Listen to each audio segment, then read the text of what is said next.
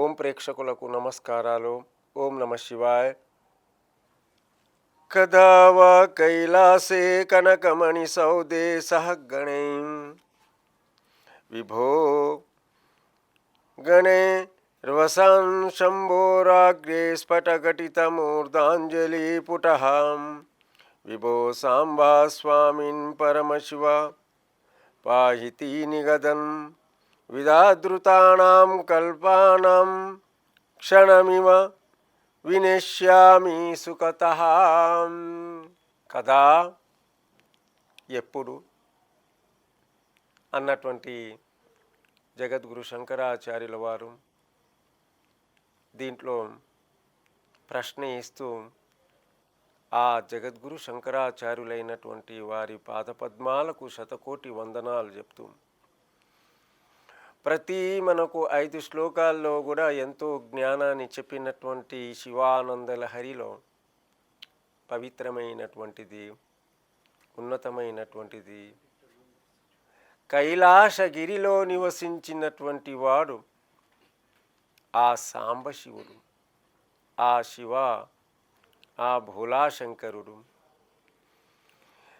కైలాసగిరిలో కనకమణి బంగారు సింహాసనం పైన కూర్చొని శివ యొక్క గణాలు తన యొక్క ముంగట కూర్చొని, అనగా శివపార్వతి ఇద్దరు కూడా అమ్మ మరి అయ్యగారు, శివయ్య మరి శివాని ఇద్దరు కూడా ఆ కనకమణి అనగా బంగారు సింహాసనంపై కూర్చొని ఎక్కడ కూర్చున్నారండి స్వామివారు? ఆ కైలాస పర్వతం పైన కూర్చున్నారు. ఎలా కూర్చున్నారంటే బంగారు కనకమణి రత్నాలతో ముత్యాలతో కూడినటువంటి బంగారు సింహాసనం పైన స్వామివారు కూర్చున్నారట. ఆ యొక్క ఎదుట శివగణాలు ఉన్నాయట. మరి అలాంటి ఆ స్వామివారి యొక్క కృపాకటాక్షము ఇలా, ఓ సాంబమూర్తి, ఓ పరమశివ, ఓ శివయ్య, నన్ను ఎలా ఎప్పుడు దయగలుగుతుంది మీది?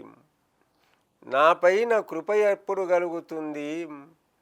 నా పైన ఎలా మీరు నన్ను మీ యొక్క చరణాలలో మీ యొక్క చరణ ధూళి మాకు ఎప్పుడు కలుగుతుంది అని ప్రార్థన చేస్తున్నారు భగవత్పాదులు జగద్గురు శంకరాచార్యుల వారు.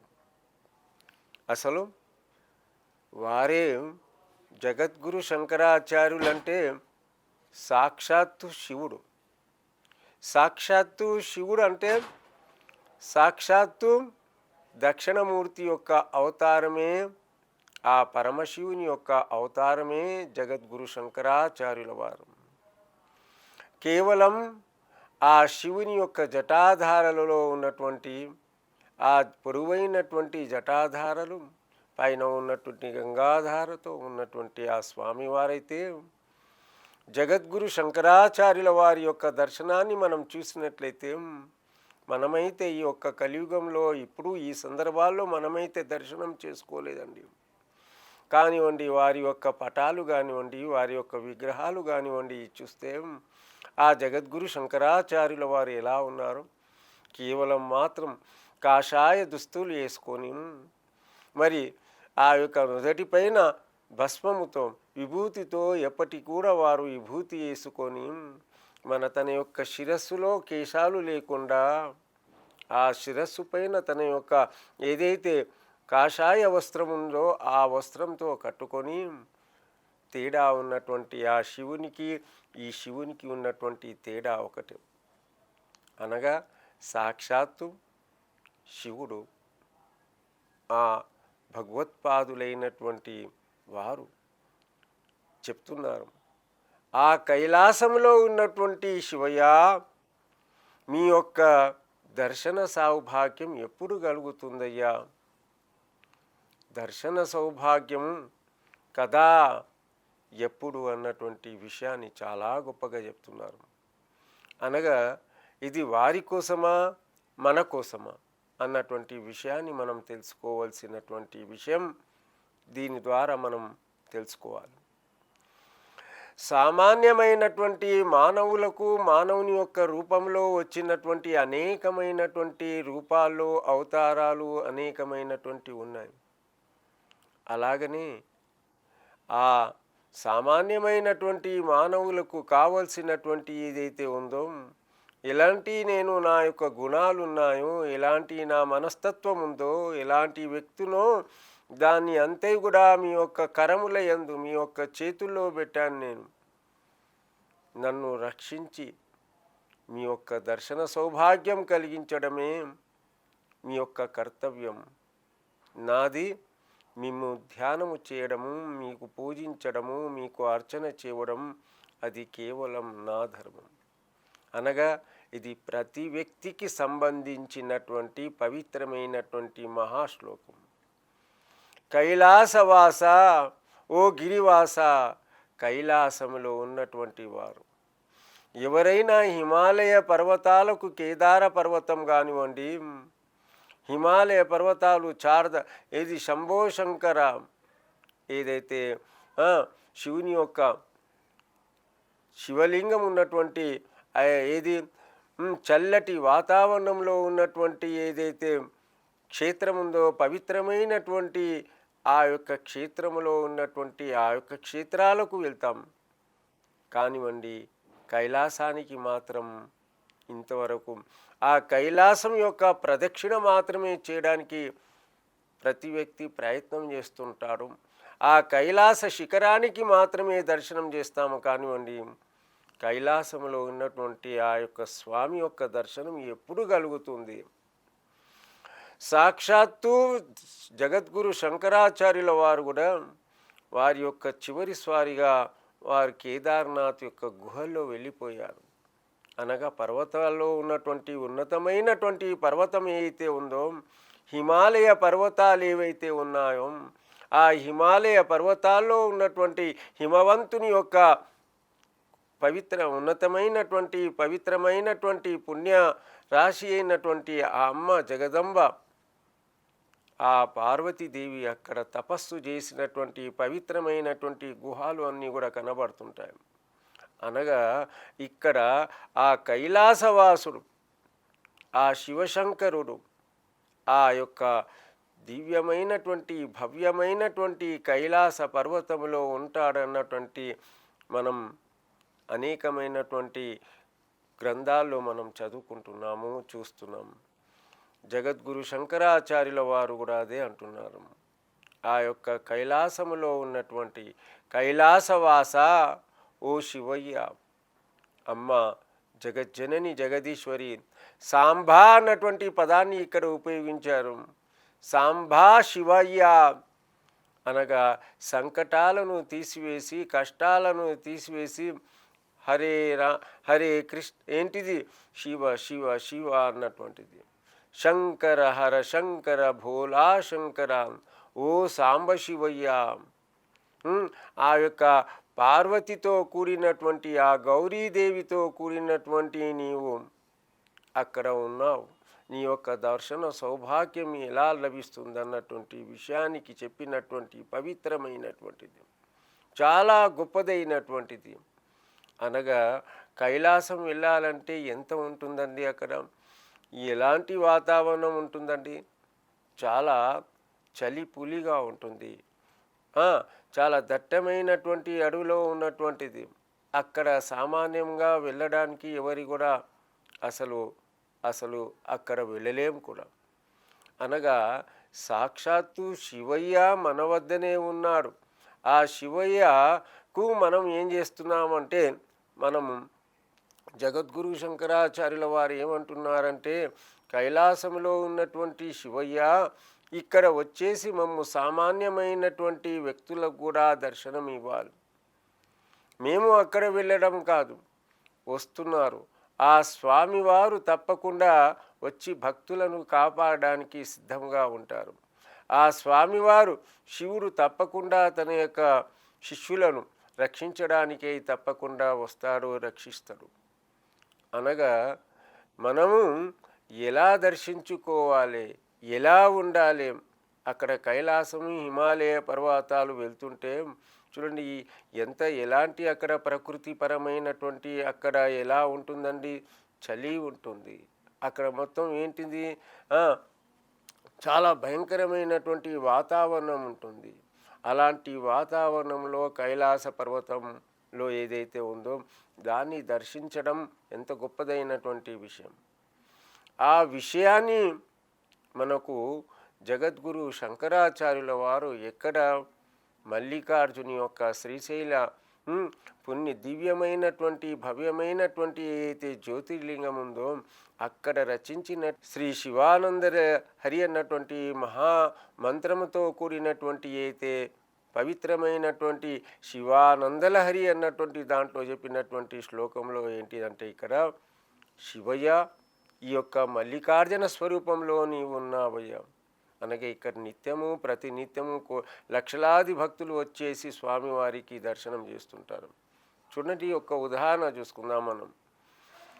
పర్వత శిఖరాలపై ఉన్నటువంటి వారు ఎక్కడ కైలాసం అంటే పర్వతం, హిమాలయ పర్వతాల్లో ఉన్నటువంటి కేదార్నాథం తీసుకోండి, అనేకమైనటువంటి అక్కడ శ్రీశైలం తీసుకోండి. ఆ పర్వత గుహాల్లో పర్వతాల నుంచి ఒక ప్రాంతం నుంచి ఒక పర్వతం నుంచి ఇంకో పర్వతానికి వెళ్ళాలి. మరి ఆ కాలంలో ఎలాంటి పరిస్థితి ఉండే, భయంకరమైనటువంటి అడవుల్లో భయంకరమైనటువంటి జంతువులు, దివ్యమైనటువంటి అనేకమైనటువంటి ఔషధాలతో కూడినటువంటి ఆ ప్రాంతం మనకు శ్రీశైలం వెళ్తే మనకు కనిపిస్తుంటుంది. అనగా ఆ శివయ్యను ప్రార్థన ఈ విధంగా చేస్తున్నాడంటే సామాన్యమైనటువంటి వ్యక్తులకు కూడా ఎలాంటి జీవితంలో ఎలాంటి అసలు వారు తీర్థయాత్ర చేయకున్నా కానివ్వండి, కేవలం మాత్రం శివయ్యకు చూసుకొని శివుని దర్శనం చేస్తే చాలు జీవితం ధన్యమైపోతుంది. ఆ శివయ్య యొక్క విషయాలను మహాకవి దూర్జటి గారు శ్రీకృష్ణదేవరాయల యొక్క ఆస్థానములో ఉండి కూడా వారు శ్రీకాళహస్తేశ్వర అన్నటువంటి శతకాన్ని రాశారు. ఆ శతకాన్ని రాసేటప్పుడు కూడా జగద్గురు శంకరాచార్యుల వారికి అన్వయించి రాసినటువంటి యొక్క శ్లోకము. జగద్గురు శంకరాచార్యుల వారి యొక్క ఉదాహరణకు మనం ఏదైనా కానివ్వండి, ఏ కార్యక్రమాలు కానివ్వండి, ఏ ఉత్సవాలు కానివ్వండి, ఏ గ్రంథమైనా కానివ్వండి, దాని యొక్క మూలము నుంచే అనేకమైనటువంటి విషయాలు బయలుదేరుతూనే ఉంటాయి. ఆ కాలంలో జగద్గురు శంకరాచార్యుల వారు రచించినటువంటిది ఏదైతే శివానందలహరి ఉన్నదనుకోండి, ఆ శివానందలహరి చదివినటువంటి అంశంలో దాని ద్వారా ఆ యొక్క దూర్జటి గారు దూర్జటి మహాకవి ఆయన రచించినటువంటిది ఏదైతే శ్రీకాళహస్తేశ్వర అన్నటువంటి శతకంలో ఉన్నటువంటి గొప్పదైనటువంటి భవ్యమైనటువంటి పద్యాలు ఎంత గొప్పగా ఉన్నాయి. శ్రీకాళహస్తేశ్వర వాయులింగంతో ఉన్నటువంటి ఆ స్వామివారు అనగా ఈ పంచతత్వాలతో కూడినటువంటి ఈ లింగస్వరూపంతో ఉన్నటువంటి ఈ పరమాత్ముని యొక్క అవతారం. కైలాసవాసం అంటే ఆ యొక్క పర్వతం కూడా ఎలా ఒక లింగస్వరూపంగా కనపడుతుంది. బయట నుంచి మనం దర్శనం చేస్తుంది ఆ ఏది కైలాసము యొక్క పర్వతాలు కూడా లింగస్వరూపంగా కనపడుతుంది. కానివ్వండి అక్కడ మంచు, ఆ మంచు ఎప్పటి కూడా మంచుతో కూడినటువంటి నీళ్లు ప్రవహిస్తూనే ఉంటాయి. అనగా ఆ ప్రాంతమంతా కూడా అనేకమైనటువంటి జీవరాశులతో కూడి అనేకమైనటువంటి ఏది ఆయుర్వేద వృక్షాలతో ఉన్నటువంటి పవిత్రమైనటువంటి స్థానం ఏదైతే ఉందో ఆ యొక్క కైలాస శిఖరం. ఎలాగైతే శ్రీశైల యొక్క శిఖరం ఉందో అలాగనే కైలాస శిఖరం ఉంది. ఆ శిఖరం కూడా ఎలా కనిపిస్తుంది మనకు, లింగాకారంలో ఉంది. ఆ లింగాకారంలో ఉన్నటువంటి ఆ యొక్క శివయ్య ఎక్కడున్నాడంటే కైలాసంలో ఉన్నాడు అన్నటువంటి విషయాన్ని ఇక్కడ చెప్తున్నారు. అదే ఓంకారేశ్వరుడు ఉన్నాడు. ఇక్కడే మనకు నాసిక్లో ఉన్నటువంటి త్రయంబకేశ్వరుడు ఉన్నాడు. ఆ త్రయంబకేశ్వరుడు కూడా ఎలా ఉన్నాడో పర్వతంపైన ఉన్నటువంటి ఆ స్వామి ఆ త్రయంబకేశ్వరుడు ఉన్నటువంటి లింగ స్వరూపంలో ఉన్నటువంటి ఆ పర్వతాలు కూడా కనిపిస్తుంటే మనకెక్కడ చూసినా కానివ్వండి మనకేం కనిపిస్తుంది అక్కడే లింగాకారములో భవ్యమైనటువంటి దివ్యమైనటువంటి లింగాలతో స్వామివారి యొక్క దర్శనం మనకు కనబడుతుంది. ఆ యొక్క పర్వతాల్లో గుట్టల్లో మనకేమనిపిస్తుంది? ఓం అన్నటువంటి పవిత్రమైనటువంటి ధ్వని మాత్రమే వినబడుతుంది. అక్కడ ఓం నమ శివాయ అన్నటువంటి మహామంత్రంతో అక్కడ మనకు వినబడుతూనే ఉంటుంది. మీరు నిశ్శబ్దంగా ఉంటే ఒకవేళ పరిశీలన చేసి మనం విన్నట్లయితే తప్పకుండా ఆ యొక్క ప్రాంతంలో పంచాక్షరి మహామంత్రం ఏదైతే ఉందో ఆ పంచాక్షరి మహామంత్రంతో ఆ ధ్వని వస్తూనే ఉంటుంది.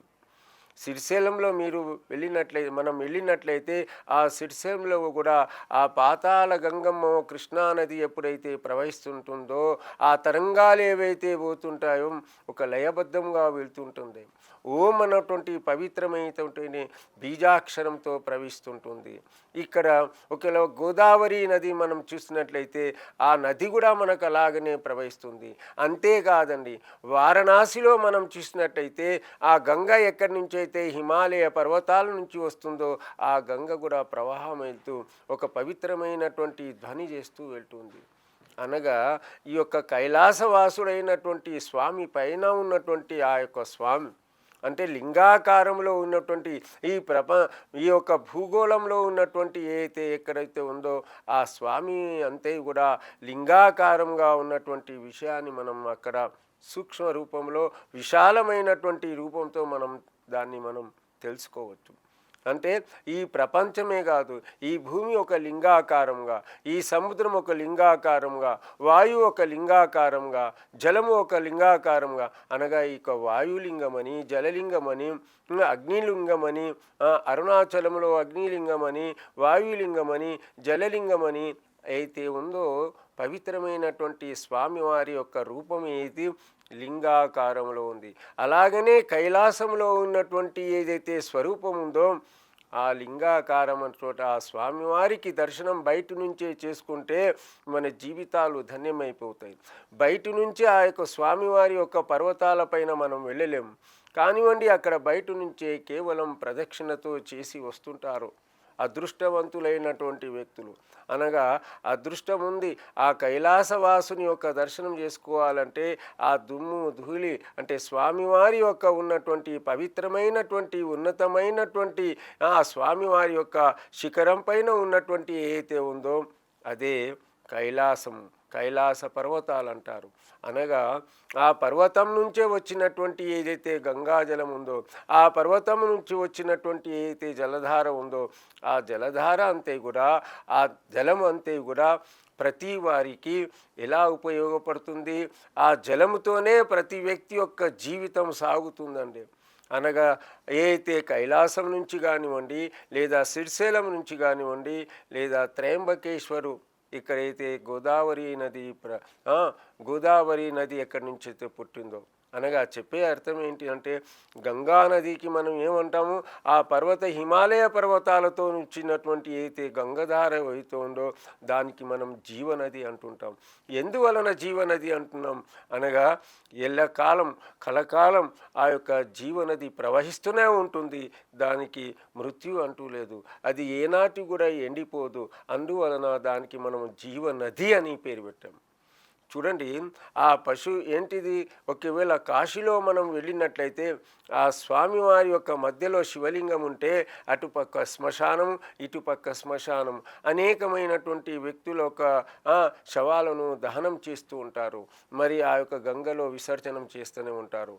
దీని యొక్క అర్థం ఏంటి అంటే ఆ శివుడు తప్పకుండా మనం కాపాడడానికై అతను అహర్నిశలు మనకు రక్షించడానికే ఉన్నాడు. ఎటు చూసినా కానివ్వండి మనకు 12 జ్యోతిర్లింగాలతో స్వామివారు లింగాకారంలో ఉన్నారు. అనగా 12 జ్యోతిర్లింగాలు మన భారతదేశంలో ఉన్నటువంటివి. సోమనాథ దేవాలయం చూడండి, సముద్రం పక్కలో ఉన్నటువంటి అయితే సోమనాథ దేవాలయం ఎంతో పవిత్రతో ఉంది. అనేకమైనటువంటి ఓంకారేశ్వర దేవాలయం ఉంది. ఓంకారేశ్వర దేవాలయం అయితే దాను స్వామివారి యొక్క ఎక్కడైతే పవిత్రమైనటువంటి ఆ యొక్క స్వామివారి యొక్క ప్రతిష్ఠింపబడినటువంటి ఏదైతే జ్యోతిర్లింగం ఉందో ఓంకారం అన్నటువంటి రూపంతో ఉన్నటువంటి ఆ యొక్క జ్యోతిర్లింగం అనగా ఆ పర్వతం అంతా కూడా ఓంకారం అన్నటువంటి రూపంతో ఉంది. అనగా దీని యొక్క అర్థం ఏంటి అంటే స్వామివారు సాక్షాత్తు భోలాశంకరుడు ఆ శివుడు ఏం చేస్తున్నాడంటే తన దగ్గర జటాజూటంలో ఉన్నటువంటి ఆ గంగను ఎప్పుడైతే కింద భూలోకానికి ఎప్పుడైతే విడుస్తున్నాడో ఆ భూలోక ధారగా ప్రవహిస్తుందో ఆ ధార చాలా పవిత్రమైనటువంటి గంగ, చాలా పవిత్రమైనటువంటి గంగతోనే ఈ సంసారం నడుస్తుంది. గంగతోనే ఈ సృష్టి నడుస్తుంది. ఒకవేళ గంగ లేకుంటే మన జీవితాలు సాగుతాయా? సాగవు. ఎందువలన సాగవు? మనం ప్రతిదీ కూడా వ్యవసాయం పైనే ఆధారపడి ఉంది. మన యొక్క వ్యవసాయాలు మరి రెండోది ఏంటంటే మనం తినే తిండి కానివ్వండి, మనం కట్టుకునే బట్ట కానివ్వండి, పండ్లు కానివ్వండి, పలహారాలు కానివ్వండి, ఏదైనా కానివ్వండి గంగ ద్వారానే వస్తుంది. ఆ గంగ చాలా స్వామి దగ్గర నుంచి ఆ యొక్క శివుని దగ్గర నుంచి వస్తుంటుంది. ఆ నది ప్రవాహం కూడా చూడండి. ఆ నది ఏదైతే ప్రవహిస్తుంటుందో ఒకవేళ ఆ నదిని మనం తీసుకున్నట్టయితే ఎంత గొప్పదైనటువంటి నది చూడండి. ఒక్కసారి ఎన్ని రాళ్లకు తగులుకుంటూ, ఎన్ని గుట్టలకు తగులుకుంటూ, ముళ్ళలోకి వెళ్ళి, గుట్టల్లోకి వెళ్ళి, గుహల్లోకి వెళ్ళి ఆ నది ప్రవహిస్తూ వస్తుందండి మన వద్దకు. అంతేకాదండి, ఆ నది ఏం చేస్తుందంటే వనమూలికలు ఏవైతే ఉన్నాయో ఆ వనమూలికలతో వస్తున్నట్టు ప్రవహిస్తున్నటువంటి ఆ నది మతలి. ఆ నది ఒకవేళ మనం ఉదయం పూట పూర్వకాలం ఋషులు, మహారుషులు, సంతులందరూ ఏం చేసేవారంటే ఆ ఉదయమే మన ప్రభాత సమయంలో బ్రహ్మముహూర్తంలో నదికి వెళ్ళి స్నానం చేసి వచ్చేవారు, సంధ్యావందనం చేసుకొని వచ్చేవారు. దీని యొక్క అర్థం ఏంటిది అంటే ఒకవేళ బ్రహ్మముహూర్తంలో స్నానపానాదులు చేసుకొని సంధ్యావందనం చేసుకొని ఆ నది ఒడ్డుల ఎప్పుడైతే తప్పకుండా వస్తుంటారో అలాంటి వారికి తప్పకుండా పరమాత్ముడు కాపాడుతాడు. అనగా దీని యొక్క అర్థం ఏంటిది? ఆరోగ్యం బాగుగా ఉంటుంది. అనారోగ్యంతో ఉన్నటువంటి వాడికి ఒక చెంబెడు నీళ్లు, మంచినీళ్ళు తాగించండి. నది యొక్క శుభ్రమైనటువంటి జలాన్ని తాగించండి. ఆ యొక్క నదిలో పవిత్రమైనటువంటి విభూతి వేసి తాగించండి. అలాంటి వారికి ఎలాంటి రోగాలు రావు. అంటే నది ప్రవహిస్తుంది కదా, ఆ ప్రవహిస్తున్నటువంటి నదికి పవిత్రత ఉంటుంది. దీనికన్నటువంటి మించిది లేదు. దివ్యమైనటువంటి ఔషధాలతో కూడినటువంటి ఆ నదీమ తల్లి ప్రవహిస్తుంది. ఆ నది ఎక్కడ నుంచి వస్తుందండి? ఆ స్వామివారి యొక్క శిరస్సు పైన ఉన్నటువంటి గంగ తన యొక్క భూలోకాలకు వచ్చి అనేకమైనటువంటి పాయలుగా ప్రవహిస్తూ ఉంటుంది. అనగా ఓ కైలాసవాస, ఓ శివయ్య, నన్ను ఎప్పుడు నువ్వు దర్శనమిస్తావయ్యా, నీ యొక్క కరుణ నాపైన ఎప్పుడు కలుగుతుందయ్యా అన్నటువంటి ఆ జగద్గురు శంకరాచార్యుల వారు కథా అన్నటువంటి పదాన్ని మణిమాణిక్యాలతో కూడినటువంటి ఏదైతే దివ్యమైనటువంటి సింహాసనం పైన కూర్చొని మమ్ము నడిపిస్తున్నాయి యొక్క సృష్టిని, ఓ సాంబయ్య, ఓ శివయ్య, నన్ను కాపాడవయ్యా, నీ యొక్క దర్శన సౌభాగ్యం మమ్ము కల్పించువయ్యా అన్నటువంటి అనేక రకాలుగా ప్రార్థన చేసినటువంటి వారు జగద్గురు శంకరాచార్యుల వారు. అనగా ఇది మన కోసం, మానవ లోకం కోసం, మానవుడు భగవంతుని యొక్క కృపకు పాత్రులు కావాలని చెప్పినటువంటి శివానంద లహరి వారికి అప్పుడే కాదండి, ఈ శివానంద లహరి అంటేనే ఈ మానవాళికి నిత్యం కావాల్సింది. దీంట్లో ఉన్నటువంటి జ్ఞానం అనేకమైనటువంటి ఏ దృక్కోణంతో చూసినా కానివ్వండి, ఏ విధంగా చూసినా కానివ్వండి, అదే రకంగా ఏమవుతుందంటే దీని యొక్క భావం, దీని యొక్క గూఢార్థం లభిస్తుంది. ఎప్పటికీ కూడా మనం గూఢార్థాన్ని, మంచి విషయాలను తెలుసుకోవడానికి మాత్రమే ప్రయత్నం చేయాలంటూ స్వస్తి.